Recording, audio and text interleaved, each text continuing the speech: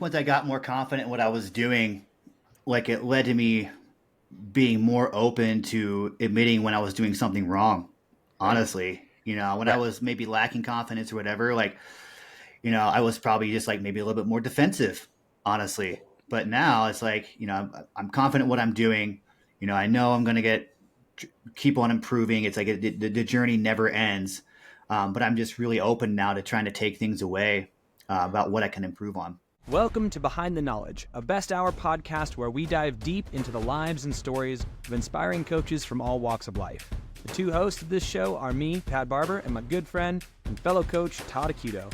Each week, we'll sit down with the most amazing coaches we can find, uncovering their unique paths, the challenges they've faced, and passions that continue to drive them. Whether you're a seasoned coach, an aspiring one, or simply somebody who likes listening to stories of how people achieve the success that they have, this podcast is for you. So sit back, relax, and get ready to be inspired by the powerful stories and insights from the world of coaching. This is Behind the Knowledge. Let's jump in. All right, we're back. Another episode Behind the Knowledge. As always, I've got Mr. Pat Barber with me. This time we are excited and grateful to have Mr. Eric O'Connor. This guy, What's up, guys? A living legend, CrossFit Games athlete, seminar staff, Flowmaster, mentor, content creator for HQ. You won a games workout. You've worked, second most seminars in CrossFit seminar staff history? Is that right? I might be third now. Over the last couple of years, I think Joe DeGane has gotten ahead of me. Taken over, huh? Yeah, I might be third. Awesome, wait a second. Man. You won a CrossFit Games workout? What games workout did you win? I'm sure everyone watching and listening knows this already. Yeah. Of course. The 2008 CrossFit Games trail run. It's like 800 meters of devastation. Pat, how did you finish on that event? I think I got fifth or something. I know you didn't get first because I know you did get first. Well, that's wild. Yeah. Well, so I don't want to go off into a tangent here. However, I kind of knew there was going to be a hill run that year, right? So I trained really just for that here in Park City. I was running hills. I wasn't telling anyone about it, but I was doing like little extra workouts. So I was just doing hill runs because I know if I'm going to win one thing, it's going to be that run. That's so fun. Wait, are you serious right now? You actually did train hill runs? Oh, yeah. 100%. Oh my gosh, that's amazing. Yeah, absolutely. I'm so happy to hear that you actually put that time in and got your win, buddy. That's awesome. Yeah. I didn't tell anyone about it. You guys might be the two people that just completely made it to the CrossFit Games, or made it to was maybe a relative term in 2008, but went to the CrossFit Games, completely sandbagged to purposely win a single event, and were able to do so. Damn straight. You did that with the trail run. Pat, yours was 2011, the final event? Is that what it was? Yeah. Or was it? Yeah. The 2011, double the part? Event. The triple event that I won the final of the triple three-parter. Because you took last in the first two parts, right? Hey, I took last in the second part. I took almost last in the first part. Thank you very much. But you know what? I still remember that finish, though. You still remember you finishing that event, putting your arms in the air? It was. I also remember that finish. I don't have any games event wins. I was gonna say, for a man who doesn't do box jumps, but Eric, you're technically my mentor, right? You've been my mentor for years, and now you are back to being my mentor, my head honcho. Eric, you and I have known each other for an eternity, and I am really excited to talk to you because your path through this, I think, hasn't been quite the same as others. And your approach to coaching, I think, is a little bit different than the people who are your peers at that level of where you're at. We talked to Stefan Roche recently, and I expressed my feeling on the call with Stefan that whenever I worked under Stefan, anytime, I've been he's a nice guy, but I was terrified to screw up. There was an intensity to his being that I was I want to perform so that there was something about it that it was great and it's a good angle to have, but I was terrified. Whereas you I've never been terrified, but I always wanted to perform so I could treat people the way that you treated them. Like that was something that like every time I worked with you, I was like, I'm not scared. Like I'm not scared that we're going to screw up, but I do want to do a really good job because I want to match your level of delivery to the individuals that we have. So like it's a similar type of, I wanted to do good, but from a wholly different perspective. And so I asked you to think about it before this call. Like, what is your coaching philosophy? Like, what is your like, how did you go about managing level ones and teaching level ones? We'll get into your story in a second, but like, this is tip of the tongue for me because I want to hear it, you know, like, why were you different? Yeah. I mean, I'd like to pick your brains about this stuff too, because, you know, I definitely respect what both you guys bring to the table, and, you know, I've learned from you guys as well. But, you know, coaching philosophy, like I said, like earlier on, was it's a tricky question to answer, right? Because I feel like you can go off into a few different like categories there. But I think, you know, when I thought about it a little bit, it was I think a big one is just commitment to the fundamentals and the methodology that you believe in. You know, I think that kind of guides a lot of kind of what I'm doing. And then, and along with that commitment to the fundamentals and methodology comes just like a commitment to the people that you are around, you know? So I think about, I mean, when it comes to commitment to the fundamentals, it is so easy to get taken away from that, right? We probably have all have been there, all have seen it. And it's easy to get caught up in like the, whether it's nuanced things or whatever looks kind of fancy, or, you know, some sort of, you know, fun protocol that's out there or whatever. But I think standing firm on like really what you believe in and what has worked is really just a big piece of what I do every day. And, you know, I think when it comes to like, I think my belief in that and what we're doing in the fundamentals just elevates, you know, it just gives me a certain amount of passion for what I believe in, and hopefully it elevates other people as well with it. Because I just have like that passion about and belief about what we're doing. I see that. I mean, a commitment, like, I think we talk about this a lot, like deviating from the fundamentals is a great way to expand your own education, but it's the 99% of what we do is the fundamentals. Like it's, if your daily actions stray very far from the basics, then you're likely less effective than you could be. And I went through a period of time where I probably got away from that a little bit. You know, what did your journey in that look like? Yeah, I think everybody did that some. Yeah, I think it was like, you know, full on basics, fundamentals, sound coaching, great time management, all that jazz. And then you hear about these other things out there, and it's like, well, you know, I want to explore that. And I have this written down here. I think it's important to explore other things, you know, but maybe there was a point in time where like I went a little bit too much in that direction with it, and kind of lost sight of just like the basics. What was your journey in that? Like, because I know some of us, we were like, and actually all of us, like some of us were like, hey, let's do a bunch of strength cycles. Others were like, let's go, we're going to go, whatever. Run hills. I would say it would be termed like low intensity functional bodybuilding style training. Is that where you went? Yeah, a little bit. Yeah. Nice. It looks fun. When was that? Probably like 5-6 years ago. Yesterday. 5-6 years ago. But you know, when I, you know, that stuff came out, and it's like, you know, it's really interesting. You know, I'm curious about it, and you know, hear some people talk about it. You know what? So you know what? I'm gonna like, and this is stuff I explore with myself. I will always explore things with myself first before giving it to other people or anything. So I probably took like 5-6 months of time just to kind of explore that a little bit, and got away from like just like the basics. And then, you know, there's probably another time where it's like some strength hypertrophy stuff where it kind of deviated away for like, or maybe like segmented training where I deviated away from just like the core stuff. But again, it's all just experimental, I would say, for the most part.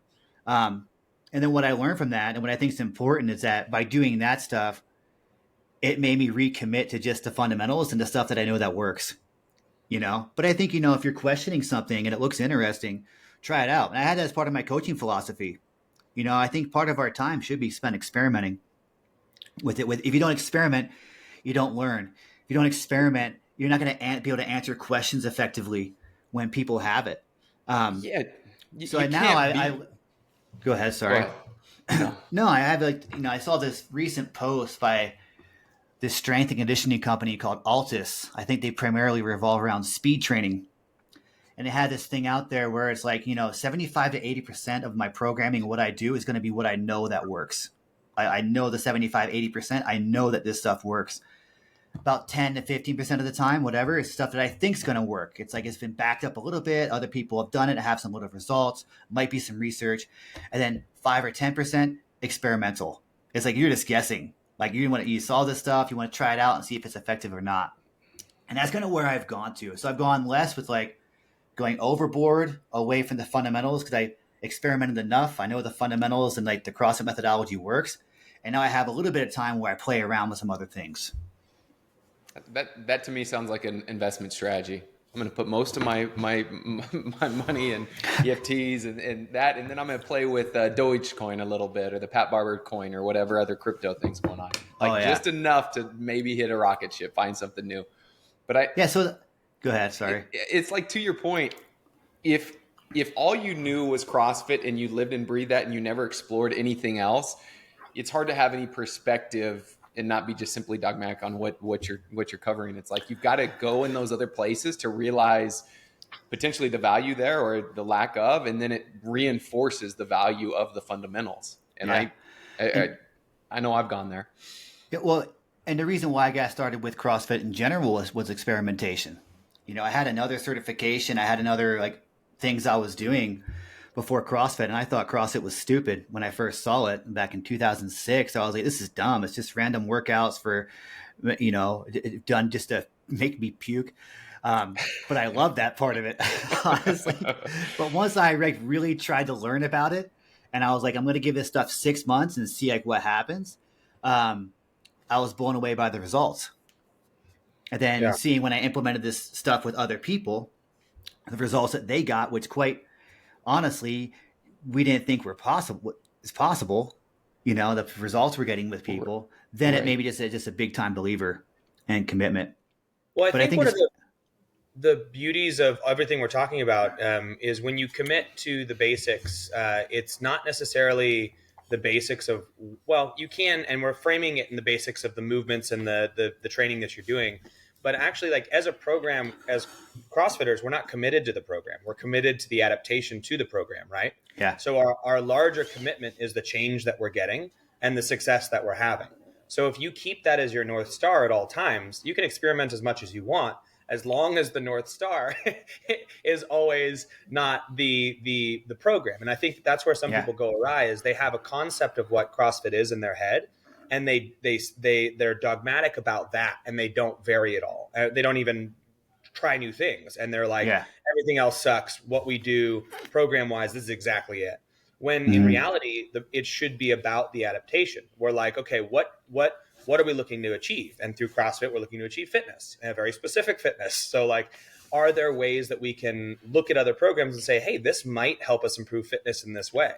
Now, to speak to your point, I think the basics of squat, press, dead, and 100 words of fitness, like that is the bulk of what we know to work. But we're not committed to that. We're committed to its adaptation. And I think having that as a foundation is probably the best thing we can do as a coach looking to develop. And, when we consider things to experiment with, it's got to always be through that lens of like, what is it going to give me? And is it giving me that? And that ends up speaking back to data driven and all this stuff. So I think if we realign our vision to not even the basics being what we're doing, but what we're trying to get, and then constantly be evaluating that, we'll actually realize that the basics of what we're doing are the 90%. It's the things that gets us there, which is fascinating. Yeah. And then, I think another part of the philosophy thing, so we got commitment to fundamentals and like kind of know your belief in the methodology. I love what you said there about assessing the result, because that's a big driver. I think we hit on I think experimentation is part of my coaching philosophy. I think it's cool to experiment. I think meet people where they're at, but give them a nudge for more. I think, it's super easy to meet people where they're at and keep them complacent when I'm like, I want to, at some point, in some way, it's going to be different for each person, I think, to some degree, but I'm going to challenge them with a little bit more than what they might be capable of, or at least a little bit more than what they think they're capable of, Right. a little bit. And I think that's been a bit more of a driver. So, most of the time, like, we're going to come with a good agreement. And then other times, they're going to be like, hey, you know what? We're going to do a little bit of this today. I know you don't want to do this, but if you're cool with at least trying it out, um, and I think that gives people a lot of confidence when you, as a coach, have assessed it. We're going to challenge you beyond where you want to go. You're going to achieve that goal. Maybe sometimes you don't, but I think it's needed to keep on to do that. And I think at times I've gotten away. And I think when I first started coaching, I was like maybe pushing people too much, right? Like my wrestling background got the best of me a little bit there, and I'm pushing people too much. And then maybe there were times I was kind of like just keeping people kind of where they're at, meeting them exactly where they're at. And then maybe now I'm like, all right, you're here. I'm going to try and nudge you a little bit higher than that. And there's different strategies to go about doing that. One of the big things before you're ever going to get somebody to buy in and do that is they've got to trust you and believe in you. And I think that's one of the unique things that you bring to the table is your ability to connect with people and make people feel comfortable and trust you. And I think Pat was making mention of how he felt and wanted to deliver on the same level that you do. And just like, as he said that, and then you started talking, of course, you making mention of how high you thought of what we were doing and that kind of stuff. It's like your humility that I've seen since I've worked with you is one of those things that makes it easy to relate to you, to trust you and all of that. It's like, I remember one of our early trainer summits when I was brand new on staff and you were leading a group that I was in, and you weren't the guy that knew everything. You were taking feedback from us, or like identifying or being like, yeah, I could have done that better, or should have done that better. And you're like, man, it's like, dude, you've been doing this for who knows, 8-10 years. Yeah. you should know, and you do know way more than I do. I couldn't believe that you were saying that kind of stuff. So it's those kind of things that resonate with me from my experiences with you.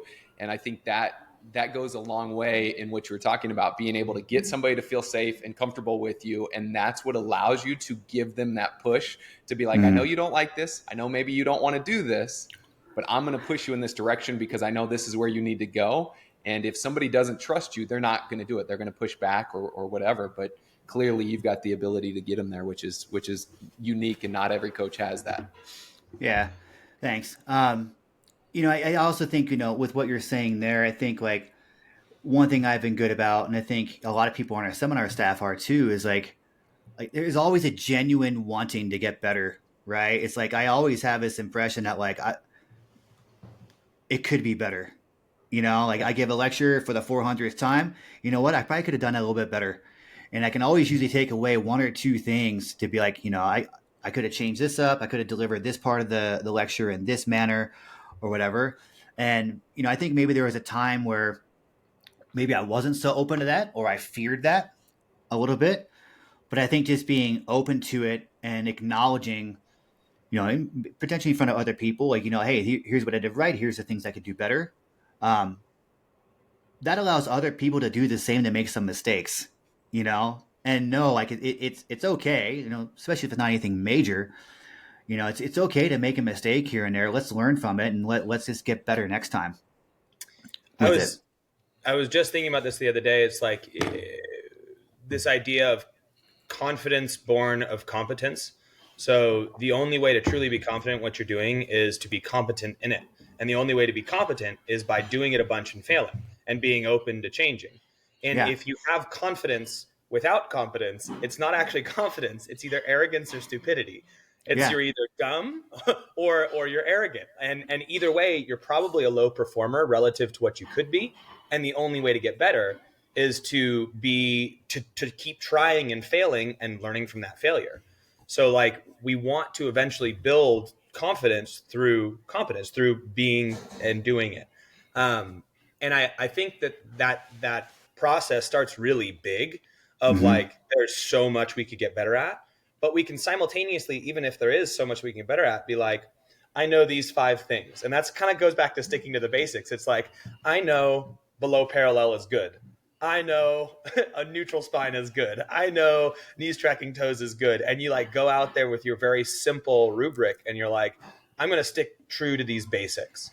And then we're going to expand on the whys and the nuance and the individuality and all of it over time of making mistakes and learning how to communicate that and having people, recorrect us and saying the wrong thing and having it bounce back at us. But we still come back to the very center of like, the basics, kind of what you were saying before. Yeah. So it's a fascinating process of like, I know 5 things. They're my core. It's what I'm going to stick on, but I'm okay not knowing everything, but I'm going to try. I'm going to fail. Yeah. That's okay. I'll come back to these basics. But then eventually we're like, I know so much and I know the subtlety of so much, but I could still be better. And like, that's okay. Yeah. Like, it's not I think some people get lost in the, like, they'll never be good enough, which I think is a fallacy as well, is like, I'm never good enough. It's like, well, you're great. You were great when you started. Like the fact that you're helping people is the number one thing that mattered. And so you're always great, but of course you could be better. Like there's no end to this. Like, I don't know, that balance of humility, but desire to improve is and desire to improve while also confidence. It's an interesting trifecta. Yeah, I think once I got more confident in what I was doing, like it led to me being more open to admitting when I was doing something wrong. Honestly, when I was maybe lacking confidence or whatever, like, I was probably just like maybe a little bit more defensive, honestly. But now it's like, I'm confident in what I'm doing. I know I'm going to keep on improving. It's like the journey never ends. But I'm just really open now to trying to take things away about what I can improve on. And I think that happens whether it's at a seminar or like every coaching session. You can kind of take in some information about, it's a learning experience too. Yeah. Well, that was part of your style. Like when you were delivering feedback too, it was like you did have what you wanted but you delivered it in such a way where it was like, it was more open for conversation, even though there was a right and wrong and you were sitting there and you had this opinion about it. When you opened up dialogue, it was like, that's what it was. It was a dialogue. It was like, hey, I recognize your greatness. I also see some areas of improvement, but let's have a conversation about that, which is different than I would say some other mentors that I've had where it's like, this is the box and you're not fitting in the box. Yeah. And so, and if you, and I'm going to give this to you regardless of whether you enjoy it or not. And there is no open for discussion. And I think there's a time and place for that as well. But I would say your style really helped me feel comfortable, growing, feel comfortable not knowing, and like when you open that line of dialogue, it was really impactful to a person like me who put a lot into what they were doing and felt confident in it, but also was pretty shit. Like I was definitely mediocre when in our original years, like that's just what it was. So I appreciate that from your. Weren't we all? Well, thanks, man. That's something I had to work on though too. That honestly, that style of like feedback and like, it's not natural to me. Like it wasn't. It is now. I think when it came to like interacting with members, giving feedback on staff, it's something I really had to learn and get better at. I think a lot of that's because of my background with like wrestling or whatever. Like they push us hard. Like there's not always like friendly things being said or nice conversations going down, that kind of thing. So I had to learn to adapt that and realize that maybe there's a better approach out there. Than what might come naturally to me just due to my sporting background. Can you remember a time that happened? Like, can you remember a time where you because I know times where I went too far as a feedback giver and things like that, but can you remember a time before you were developing, one of the first times that you were like, you gave feedback and you're like, oh shit, that didn't land. Like, does anything stick in your head? Yeah, probably a couple times. Or coaching cues that you gave that you were like, oh, okay, whoops, Oh my gosh, yeah. I mean, you like giving a wrong cue. It's like, yeah, that was actually the exact opposite. I should have told you. Stop. Go back to what you were doing before. Forget everything I just said right now. Then a couple times, or maybe a little bit firm in like delivery of feedback, and stuff, whether it's on staff or whatever. And, there was maybe a period of time where it's like when someone messed up, it's almost like they were intentional about messing up. That's what my mind's like, why did you do that? Like, you knew how to do this. You did this. Don't do that. Like, what? Come on. And they gave like just pages of feedback, that kind of thing. Those were my favorite to read. And some of that too was like, like I'm very open to like that direct, like, hey, just tell me what to do.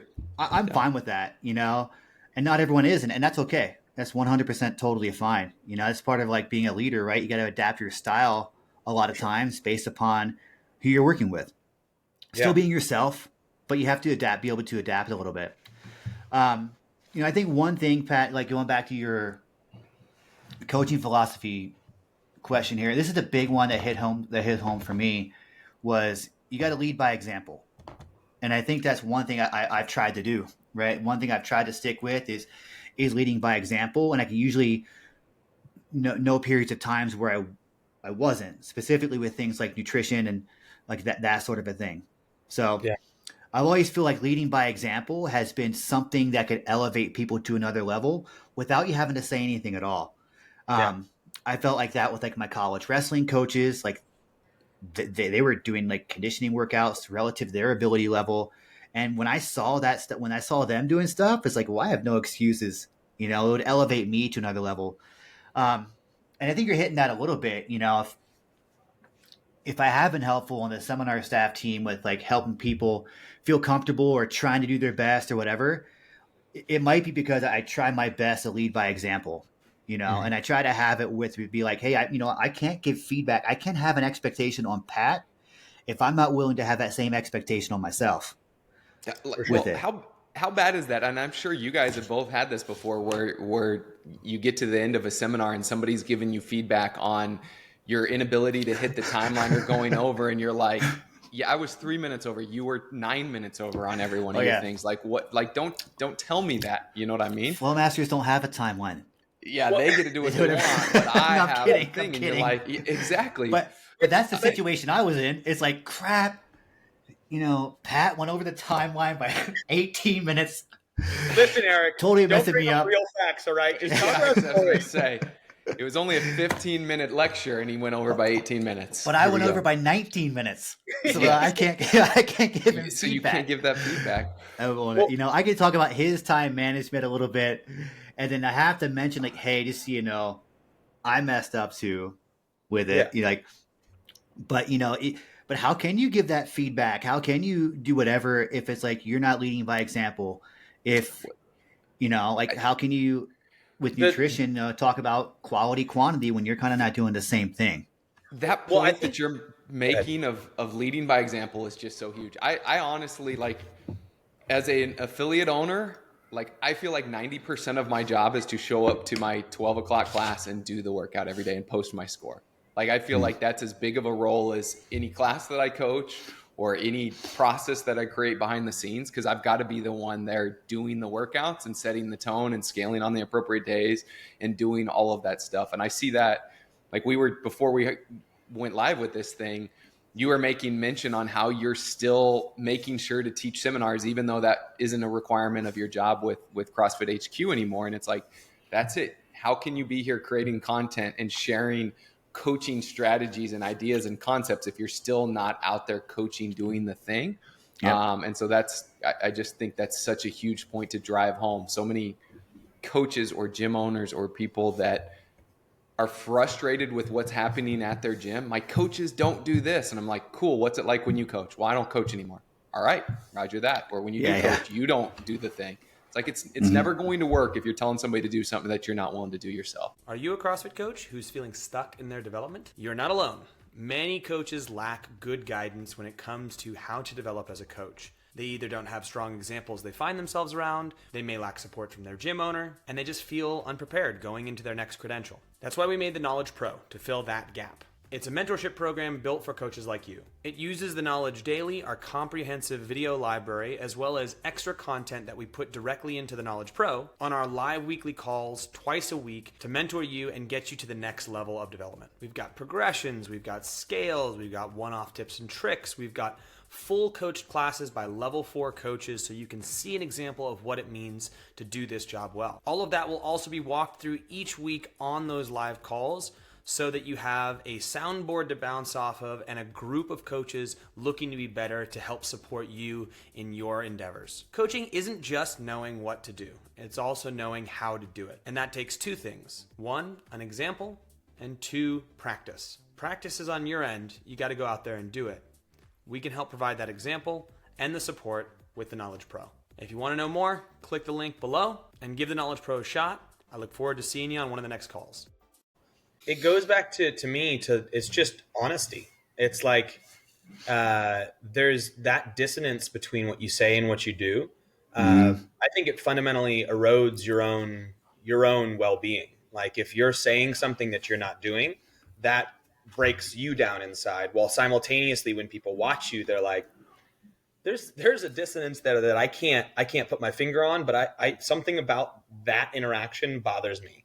And I think it's just a sense of truth. Like that is not true. You know, like it's the whole, like, do as I say, not as I do. And I'm like, that is one of the worst sayings ever. And like, you see it's all over the place, right? Do as I say, not as I do. You see it from parents, you see it from coaches, you see it from owners, you see it from like all these places. I'm like, dude, like you want to live in congruence with the words that you're saying and the things you're asking of others. You should 100% be asking of yourself.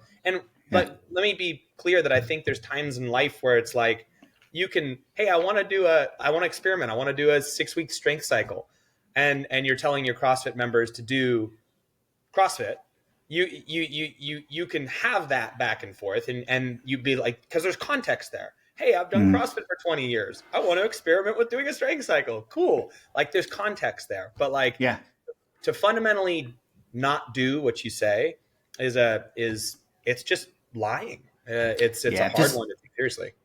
It lacks authenticity, you know. And I want to be as authentic as possible, you know, a little bit. You think, you know, we talk about the timelines and everything. I'm like, you know, yep, that was me for seminar stuff. It's like I was the non-timeline guy, and I had one of our members on staff be like, pull me aside one day and be like, hey man, you're doing a great job.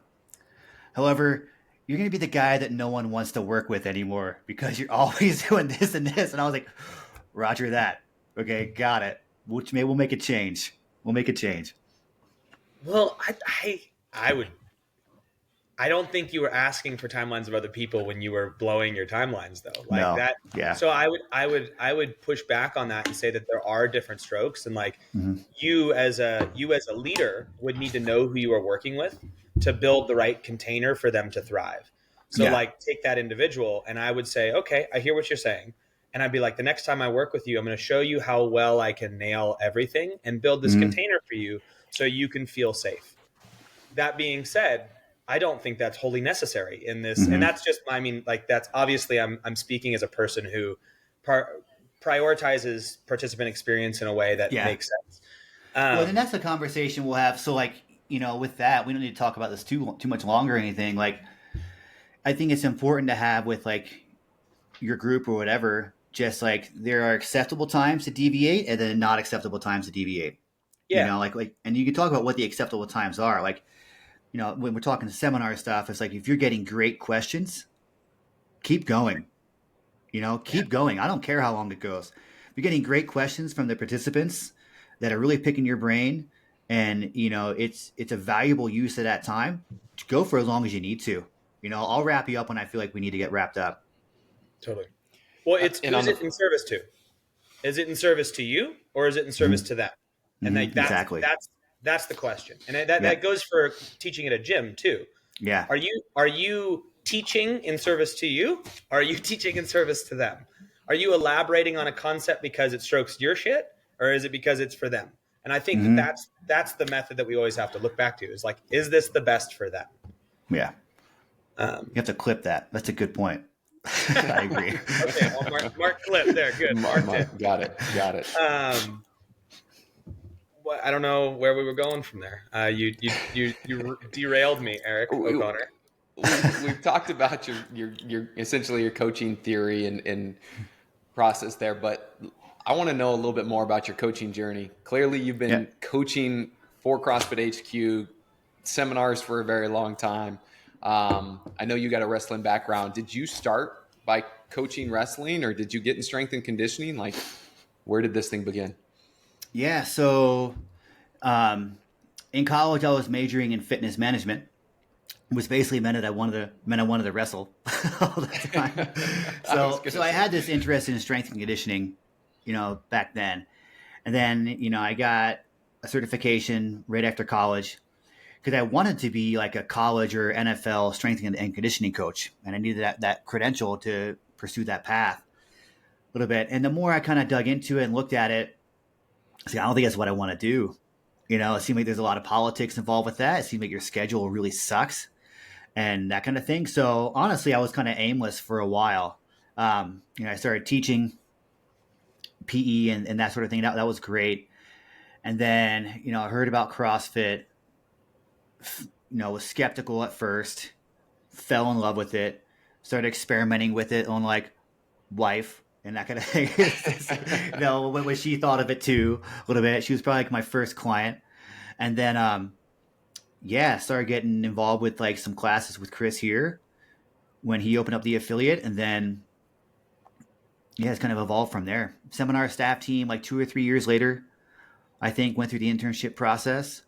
And then, just kept on with it from there. But yeah, super skeptical to start. And I went and definitely a path I went through that in college and a couple years after college, I wasn't expecting to do. What parallels were you able to, or were there any between you said you were a gym teacher, a PE teacher, and coaching CrossFit? Were you able to, because I know at the time you started coaching, like I'd never heard of a lesson plan for a CrossFit class because I wasn't a teacher, and that's where, obviously kind of where they came from. So you being a teacher, were you able to take some of those skills and apply them immediately to your class, or did you do what I did and just walked in and was like, all right, here's the workout. I'm going to try to teach you the movements once I don't really know how to do them myself or how to teach them, but we're just going to figure this out? Yeah, kind of like the morning I'd walk in and figure out what the warm-up was going to be and be like, all right, we're going to do this for the warm-up, go through the things, exercise, and then it's like, who knows what time it's going to finish. It could be 50 minutes early, it could be 10 minutes late, that sort of a thing. It was kind of like that initially. I didn't take any of that stuff that I did with lesson planning and stuff from PE into the CrossFit class initially with it. But then, over time, obviously, it just got a bit more detailed with that. And surprisingly, it just went better. Surprisingly, weird. It just went better. Weird how that works. Weird how that worked. But, it's like, it was my experience with like coaching fitness, before that, like just general fitness was basically like in college. I should have mentioned this when I was talking about my coaching journey. My first like coaching and fitness instructor job was butts and guts at the local rec center in college in the summertime in the off season of wrestling. Tell me that was really what the class was called. Was it really? Butts and believe guts? That's really exactly what it was called. Was there any other males in there, or was it you and a bunch of females? And was that a trick to be around more ladies? I mean, it didn't work. If it was, it wasn't very effective. But it was great. That's how I got. That was like my first actual coaching, and I did coach wrestling a little bit from there. So that was a group fitness class at a local gym, and you did in a studio. Yeah. Was it an hour long? Was it 30 minutes long? It was 45 minutes long. Just butts and guts. Just like... Were you responsible for creating the workouts? Yeah. So those are ones where like I had tons of stuff just written down for that. That I actually had a plan for. When I first started coaching CrossFit, it was like I had less of a plan for that than what I did for coaching butts and guts class initially. which makes no sense, right? That's so interesting to have the background that you did, to not take any of the, I'm a teacher, I'm a, none of it. Former fitness instructor, but no, I'm just going to walk in and see how this goes. We're going to do a little warm up and we're going to work really hard. There it is. Well, that's what it was. I mean, it's interesting. I was just thinking as you were talking, and all of us, when we started, the environment of what offering CrossFit was like in such a different place. Like nobody did it well. Like, let's be real here. Like nobody, like there was no expectation from a member. It was literally just the program. And like, we were all like in the dark trying it out. So we all sucked when we started, but because it was so new and interesting, like people would still come. Right. And even this stuff done poorly is effective. So as long as we could like fumble through these initial places, we'd hurt our people and we'd do our dumb shit. Like, but no one had any expectation of greatness because you're at the forefront of it. And go ahead. Go ahead. Sorry. No, go for it. No, I see you're hitting a really important point, and I didn't think about it, but there's this expectation I think people have sometimes of like, I got to be the perfect coach before I start coaching. That's probably one of the most common mindsets out there. It's like, I'm going to read X book. I'm going to do this book. I'm going to do whatever else. I'm going to take this educational class and I'm going to do all this stuff. And I'm going to be a great coach come day one. When I had that mindset too, it's like, I did so much stuff and it actually got me, I was really hesitant to teach for the first time, that kind of thing. And at some point it's like, just do it. You just got to get out. Nothing's going to give you the experience, and you're not going to develop until you just start doing it, making mistakes. We all know when the mistakes that we made, you grow and evolve and you get better, but that's the process with it. And so many people, it's not only coaches wanting to be perfect before they do it, but that's the criticism, right? Of the different affiliates and of CrossFit in general is like, nobody should be coaching after a weekend seminar is what a lot of the critics will say out there. You should have your level 2. Well, you guys know as well as I do. Imagine you went and got your level 1 one weekend. You didn't coach at all because you weren't allowed to, because you weren't qualified at that point. And then you went and got your level 2. Would you be much better after your level 2 if you've not actually put in reps of practicing after the level 1? You might understand some concepts of like using progressions or having a tell, show, do, check process. But until you get out there and actually do the thing, you're not going to be great. So anybody that criticizes CrossFit because the level 1's not enough, or even the level 2's not enough, or whatever it is, it's like, you have to get out there and do it before you're going to get any good at it. And there's no studying, no length of time of any of that stuff without actual practice that's going to get you to where you need to be. Yeah. And so, I mean, I distinctly remember the first time I taught the push jerk. I've heard this story. Yes. That person left and never came back again. That person left and never came back again. Because I was overwhelmed and I was sweating. I was really making it overcomplicated. He had no idea what was going on with it. But, I don't think many people have had that experience, honestly. I have. But, I had that experience. I was like, I got to change something. Well, maybe I start by just having people jump and land. And the novelty and the simplicity of these initial progressions that we teach at level 1 was I was hesitant to use them because they were really simple. And in my mind, things had to be really complex, and that was part of like the learning process for me as well. It's like I can make these complex things really simple and have to be really effective too. Right. Or you could push them to appear more complex, which might seem cool. Watch, this new person's coming in. I'm going to show them how cool I am by over-explaining this movement and saying how hard it is. And then it's and they're never coming back. And it never would have reached the volume of people that it's now reached, right? And the people that need it the most, people like my mom or somebody that's intimidated but needs it for their health. It's like if we kept it as complex as it was and we did in the early days, it just wouldn't be where it is now. To be fair, though, to haters on CrossFit, you do suck when you start.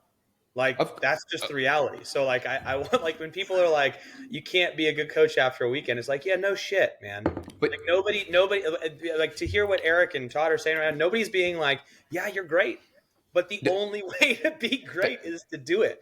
And then to revisit back to our old point, the basics, like the points of performance, those things are very simple, and just start with the basics, and that helps like 90% of people. And there'll be small exceptions who deviate from that. So like, I think where I was going in my original point was talking about like, it's harder to come into the game a little bit now because there is a little bit of an expectation. Like there's a little bit of an expectation of this is possible to be this good. So like when people come in, they're like, they kind of know there is a better way to some degree. But I like, if we were coming in now and we didn't have like, I think we would look at the difference between what's really good and us and be like, that's scary. Almost like competitors these days. Like they start CrossFit and then they look at what the games are doing and they're like, impossible, like there's this distance that you're like, I'm not, why should I even try? Whereas I think the reality is it is just time, consistency with the basics that eventually gets you there. And what I do find very cool is there's far more examples now that you can watch and you can go, oh, okay. And that's what we found when I was developing coaches at NorCal, is like, if we had members and we had people who had experienced this process far more, it was a much shorter process into being competent with the basics. Rather than us, we never had someone give us the basics well, really. And we were like, let's try this, We were learning as we were going. For sure. Whereas I think there is good examples of the basics done well and articulated in a way that is digestible more so than it used to be. Yeah, and I think even our delivery at the courses has enhanced. And I think when people leave that 2-day course, they're off to a better start as well than what we were 15, 20 years ago. That delivery has just been enhanced, I think, exponentially. And we're communicating we're communicating that stuff a bit better now. There's a clearer and bigger gap between people that have experience and people that are just starting, but there's so many more resources. It's like, look at what you guys are putting out with the professional coach. There's content every single day. After you get your level 1, what is it? It's a 30-day, you get an email a day from CrossFit HQ as a journey to start going through that stuff. You look at, like things like the course that you and I made together, Eric, the teaching movement course. That obviously we've got the knowledge and the knowledge pro along with coach development affiliate university. It's like, there are so many good resources now that I know that I would have, and I'm sure you guys would have been too, like dying for when you started, because we were trying to figure it out, but we were kind of like the blind leading the blind as we were doing it. Now there's examples, there's resources, there's structure, there's exact things that we know is effective and works and can get you from A to B significantly faster than it was 15, 20 years ago, whenever it was. I kind of want to offer this out there to people listening. If you're looking for resources, a great way to assess them is how dogmatic they are about their structure. So like if they're like saying this is the one and only way, they are more often than not less likely to provide you as much value as you could get other places. So people who are more inclusive of different ideas, and speaking like, hey, this works for this kind of a person and this kind of a situation and blah, blah, those tend to be better resources that are saying like these things work across these types of people. So if you're looking to evaluate resources, I would go with ones that are more open-minded than less open-minded, just because there's so much room for deviation in the human experience that it's like, if you're stuck in your method, then you're, for lack of a better term, you're fucked. It's the quicker you can break free from that, but still learn from those kinds of people is awesome. That's probably one other thing that I've actually grown with over the years, is like maybe being a bit more open to at least trying to understand a little bit, what's going on. I might not agree with anything that you're saying, honest, but like, I think it's cool to like, just being open to learning, thinking about it critically, potentially, like, is there value? Is there not value? And I think that when you talk about development, there might have been a period of time where I was just like zero open to anything else. And then I got more into, like I said earlier on, like, if something seems interesting, I'm going to spend a little bit of time playing with it. Yeah. And see what I like about it now. But at least being open to a different thought process.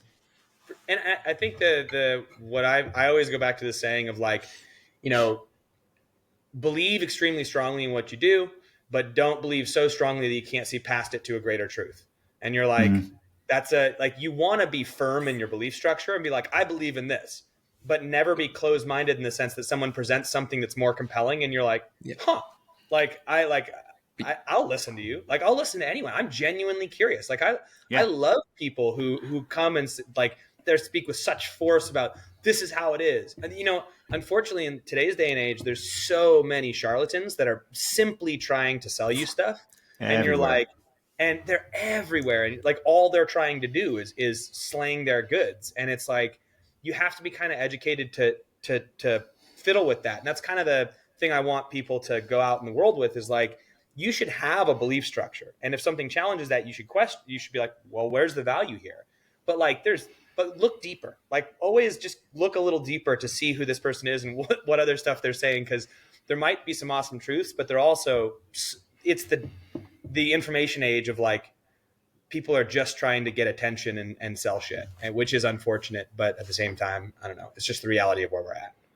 Yeah. And unfortunately, it's sometimes it's doing more harm than good because there's so much stuff out there and people are getting this paralysis by analysis. And like, you have these maybe potential new people come into exercise and they have no idea where to go or what to do because of all the stuff that's out there. And a lot of it is just absolute nonsense, which I think is, it just brings up the value of like the CrossFit affiliate, right? And kind of pushing people there to take some of the guesswork out of what you should be doing. Yeah. The point is to show up, turn your brain off and just listen, like they should be like, that is our roles as coaches and affiliate owners, is to create a space that people can just trust. They walk in, they don't have to think too much other than what's right in front of them. They can be present. They can do their shit. They're trusting that the program that you're doing is the most effective to see results across the board. If you're believing in CrossFit, that's fitness. And then they walk out. And then they do that over and over and over again. And like, through those little actions, it profoundly changes their lives. They don't need to think about it too much. This whole like idea of a member needing to worry about the program or like having opinions on the whole thing, I'm like, just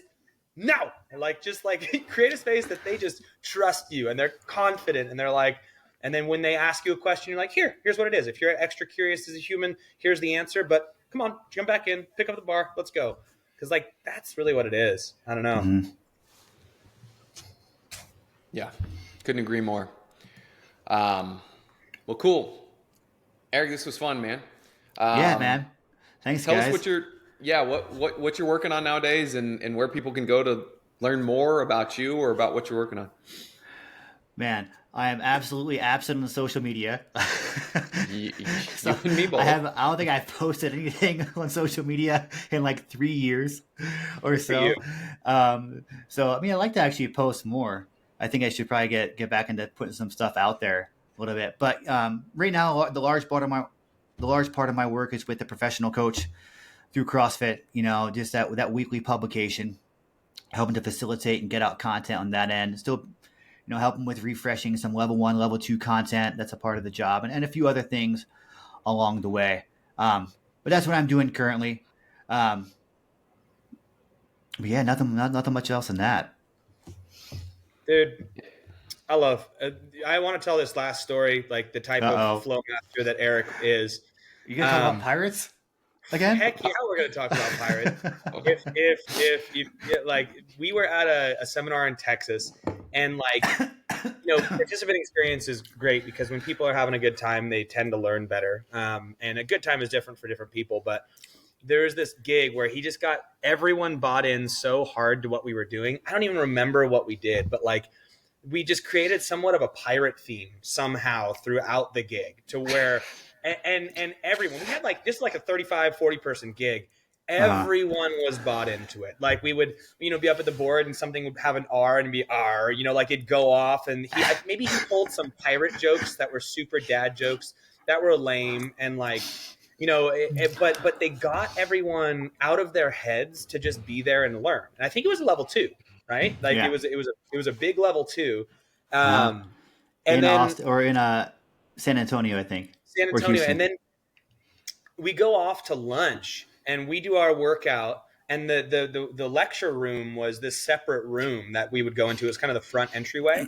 And we finish our workout from lunch and we walk back into the lecture room, and everyone in the entire seminar had somehow gone to Long John Silver's and got the hats, the pirate hats, and we wore these pirate hats for the rest, and they were bought in like hook, line, and sinker for that's a funny pun for this scenario, but it's like hook, line. It was awesome, and we did this big like R, and it was just like that was so indicative of the buy-in that you could get. Like that was a bunch of adults having an amazing time.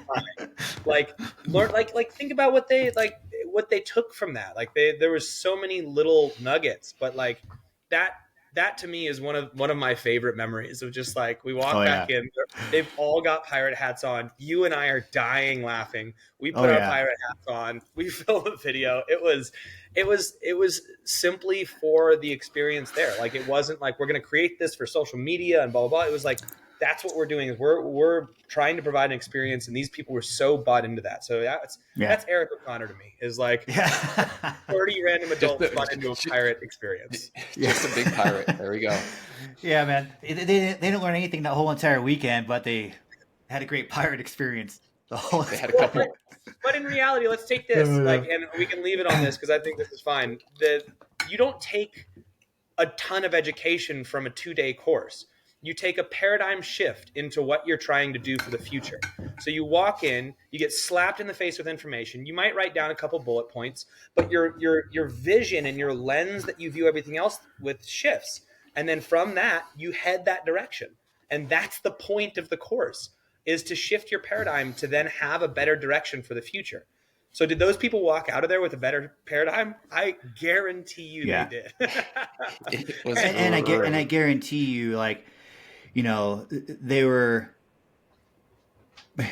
probably more open to getting feedback, you know, because like, you know, it's like if you're willing to wear a pirate hat around and do stuff, you're probably gonna be willing to, like, you know, throw yourself out there a bit more and be open to mistakes and then learning from that stuff too, due to a friendly environment.